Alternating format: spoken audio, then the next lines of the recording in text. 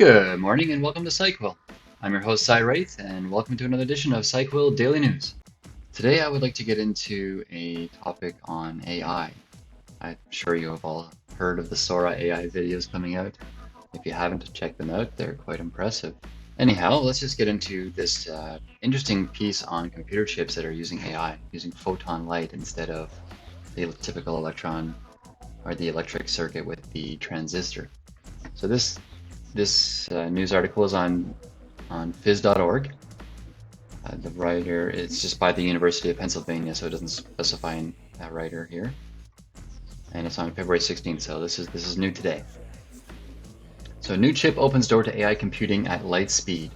The University of Pennsylvania engineers have developed a new chip that uses light waves rather than electricity to perform the complex math essential to training AI. The chip has the potential to radically accelerate the processing speed of computers while also reducing their energy consumption. The silicon photonic chip's design is the first to bring together Benjamin Franklin Medal laureate and H. Nedwill Ramsey Professor Nader Engetta's pioneering research in manipulating materials at the nanoscale to perform mathematical computations using light, the fastest possible means of communication with the silicon phosphorus platform, which uses silicon, the chief abundant element used to mass-produce computer chips. I'm going to stop there for a moment and just take a look at it here. Anyway, this here is the typical electric circuit, the one that uses transistors, and we have different gates, a whole bunch of different types of gates that you can make at the microscopic level for making these chips. And this one in particular is called the NOT gate. So you have like an electrical pulse here. Let's say we call it true and false. Okay, 1, 0. This is how it works in the computer world. So let's say it's on with a 1 or true. When it comes out, the output side, it would be a 0 or false. And you can see this here is called a truth table. You have the input here. If it's 0, it becomes 1. And then if it's 1, it becomes 0 on this side. This is called a NOT gate. And there's all kinds of different gates. There's an OR gate, an AND gate. They all have different truth tables. And then you combine them to make larger circuits that do different things. Now, on this side, we have the typical photon light version. It's a lot more complicated. I'm not going to go into the details too much, but essentially they put gaps here in the silicon, and that will allow them to do one thing on one side and another on the other. So there's the input, say it's 1 here, it will come out with 0 here. But it's more complicated than that.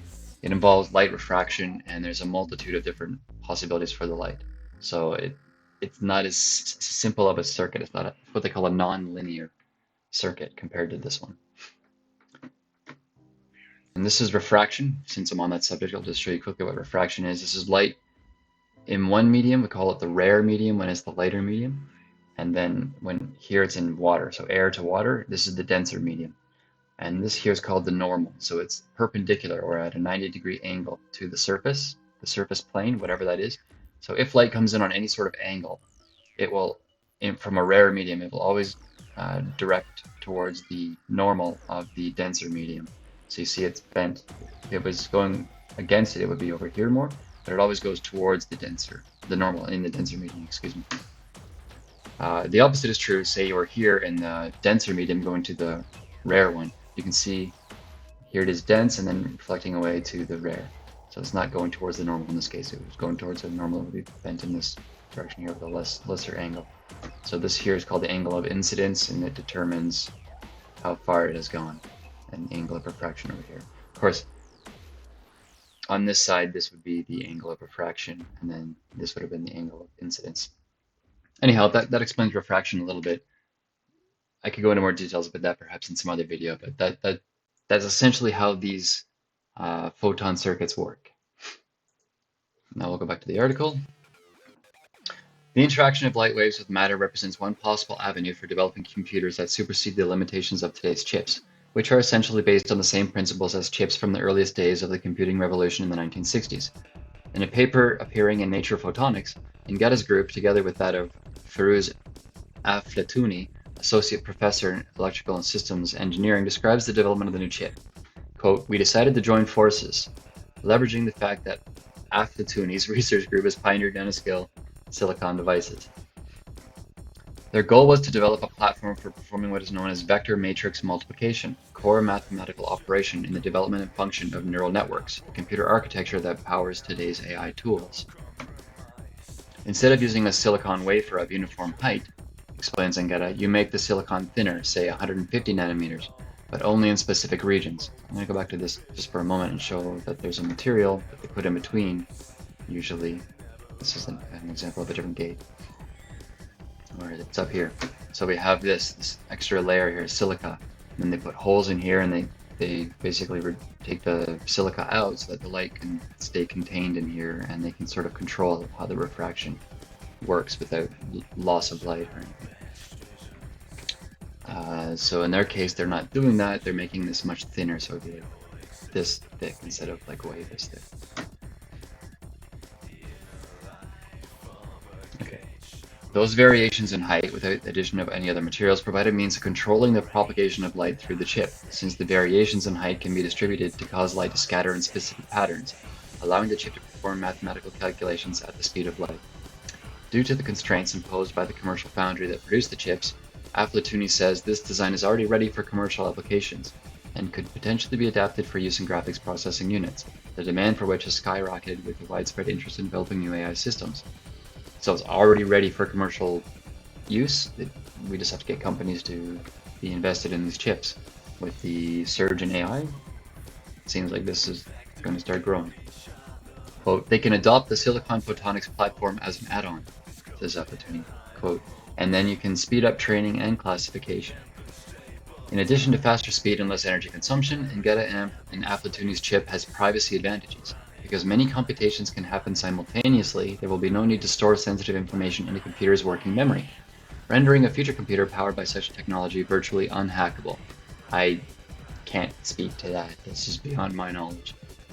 I imagine because it's in a sort of simultaneous data flow, you can't sequentially decrypt the data being sent and make sense of it, say using some sort of SSH algorithm or something to decrypt. It won't work because you're going to get bits of data, not the whole thing, and you won't know which piece came first, which piece came next. There's no sequence to it whatsoever. So no one can, the quote that Aflatuni has here is, no one can hack into a non-existing memory to access your information. I mean, if it doesn't exist, how can you hack into it? That does make sense. Anyhow, that's the article. I think I will go over a few comments on the chip now, photon versus electric. What are the advantages and disadvantages? This site here, TechHQ, lists them, and I think it's worth mentioning, so let's do that. So the advantages of optical computing some are fairly obvious, like heat. If you're sending just light, you don't have resistance issues, so you don't have the heat problem that is a major problem with making transistors smaller right now. I mean, they can easily do that. They can keep making the chip smaller and smaller. Well, not easily, but they can still do that. But the problem they're running into is actually heat. They have no way of dispersing the heat at this point. Everything's too close together. So anyway, advantages of optical computing. Fast density, small size, minimal junction heating. That's the key one there in my mind. High speed, dynamic scaling, and reconfigurability into smaller, larger network topologies, vast parallel computing capability, and AI applications. So if they use this sort of matrix style processing, then that's going to lend itself to AI style neural networking, as was mentioned in the article. Not prone to electrical short circuits and immune to electromagnetic interference. Right, of course, because it's not electrical. Provides low loss transmission and a lot of bandwidth, so multiple channels can communicate simultaneously. Data processing on optical components is less expensive and simpler than data processing on electronic components. Right, perhaps you don't know this, silicon is actually very, very cheap. So if they are going to use these silicon chips, great, that's better for us. Photons are able to pass across one another. Right, they don't interfere. Optical materials are more accessible and have higher storage density than magnetic materials. And magnetic materials wear down much sooner. So there's a less density, so you're going to have a more lightweight piece. Like imagine your phone is even lighter. So this is a good thing as well. The disadvantages of an optic circuit are it's hard to develop photonic crystals. Well, they seem to be overcoming that now, so that disadvantage is disappearing. If they have been indeed found a really good way to do that, then this one is no longer the case. Due to the interaction of several signals, computation is a complex process. That's as much an advantage as a disadvantage, though, because if the computer design changes to match the complexity of the system, instead of just having a linear complexity, we now have a nonlinear complexity, taking advantage of Maxwell's functions. I'm not going to go into details on those, but I think they're listed here just to show you a second of what they look like this, okay?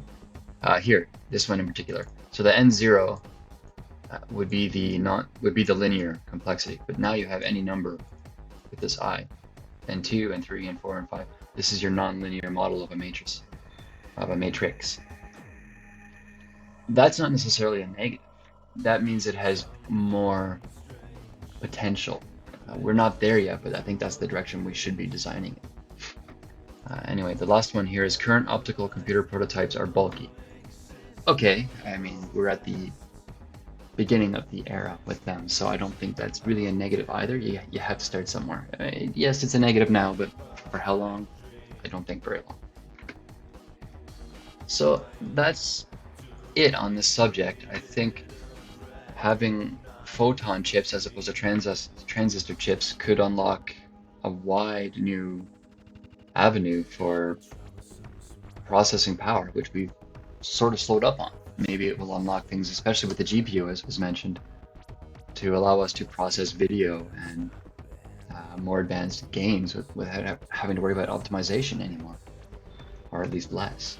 I think that's exciting, especially with the news with Sora that now we can make videos.